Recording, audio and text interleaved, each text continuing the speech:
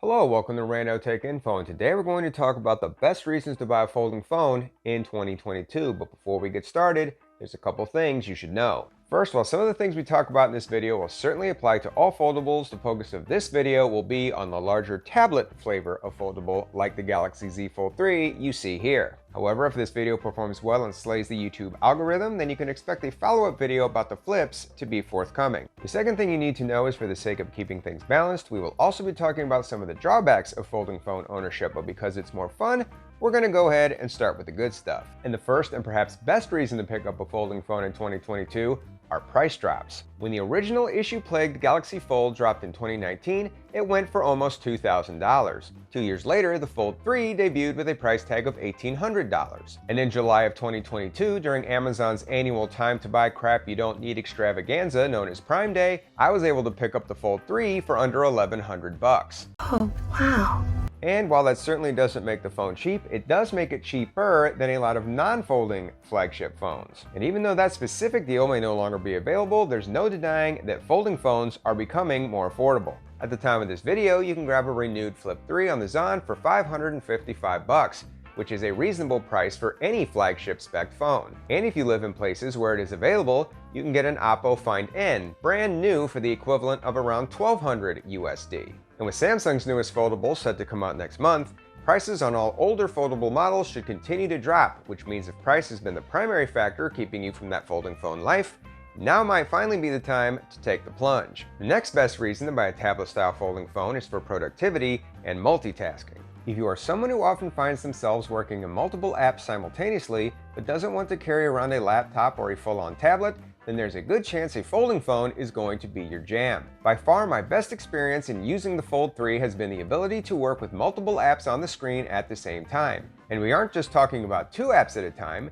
You can do 3, 4, 5, you get the idea. And yes, a lot of other non-folding phones can do this as well, but they just can't match the experience a larger, wider screen can provide. Whether you are cross-referencing your emails with your calendar, coordinating the weather with your next family trip, or grabbing a hint while replaying through Chrono Trigger, the extra real estate a folding phone provides is game-changing. And if you are someone who utilizes public transportation or literally likes to work while on the move, the ability to do all this while standing or without a desk could completely change your productivity mindset. Certain specific tasks also benefit from having a bigger screen. Whether you are reading books or documents, texting, navigating, or editing photos and videos, a larger display can make these tasks much easier. But it's not just about being productive. Owning a folding phone is just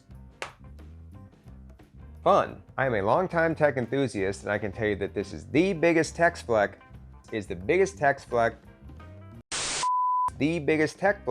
I have ever owned. Easy for you to say.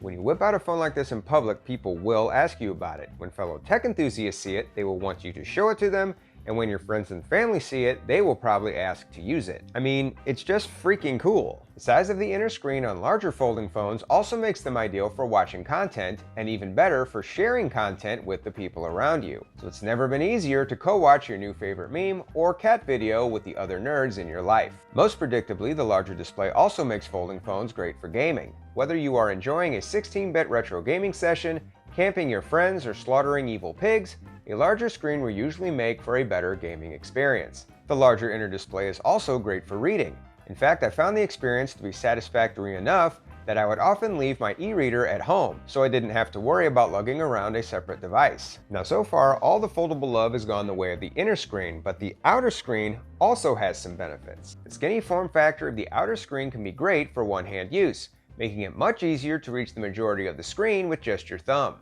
And depending on the model of phone you have, the outer screen can also bring some additional versatility. For example, on the Fold 3, it can be used to assist in taking selfies with the phone's superior rear-facing cameras. A folding phone brings other versatility benefits as well. You can stand the phone up on its short side when reading or shooting video, or prop it up on its back side for watching your favorite YouTuber. It's like having a built-in kickstand, only better because you can always adjust the angle. In addition to versatility, a folding phone can also bring additional durability.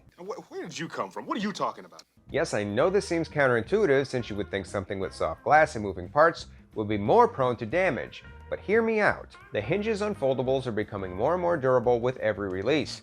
And these days, some even have water resistance ratings. But the real benefit to durability comes from the inner screen being protected when the phone is not in use. And because most of your back and forth interaction on the phone will be done with the inner screen, and you can slap a screen protector on the outer screen and not have to worry as much about how it affects the phone's looks or touch sensitivity. I feel like this is an underrated and practical feature of folding phones that doesn't get enough attention. So I really do feel like there's some pretty compelling reasons to consider picking up a folding phone in 2022. And while I want the focus of this video to be about the good, I do feel like I would be doing people a disservice if I didn't at least mention some of the drawbacks. Obviously, the extent of these drawbacks will depend on the model of foldable you are talking about, but many folding phones have inferior cameras and battery life when compared to their non-folding flagship counterparts. They are also heavier and bulkier, at least tablet-style foldables. Another specific issue to this type of foldable is not all apps and games are optimized for the size and aspect ratio of the inner screen, although this is certainly less of an issue than it was a couple of years ago. And earlier in this video, we mentioned how some newer foldables are water resistant, however none as of yet are particularly great when it comes to dust resistance. And a rogue grain of sand or random hunk of crud can still potentially ruin your day. Although some OEMs are putting brushes inside their hinges to offer at least some protection. Finally, it's worth noting that finding a good case or accessories for your folding phone can be a bit of a challenge. I have accumulated some really cool gaming accessories over the years, but none of them work with the fold. One day I expect we will have a variety of good cases and accessories for foldables, but as of right now, they do seem to be kind of hard to come by. However, if you, intrepid viewer, know of some good cases for tablet-style foldables, please feel free to leave that information down in the comments. I would truly like to find some. And while you are sharing some knowledge, also feel free to share some love in the form of a thumbs up and a sub to the channel. No pressure. Well, that's all the thoughts and information I have for one day. As always, I hope you found this video useful. Thank you for watching, and until next time, this is Rando Tech Info, signing out.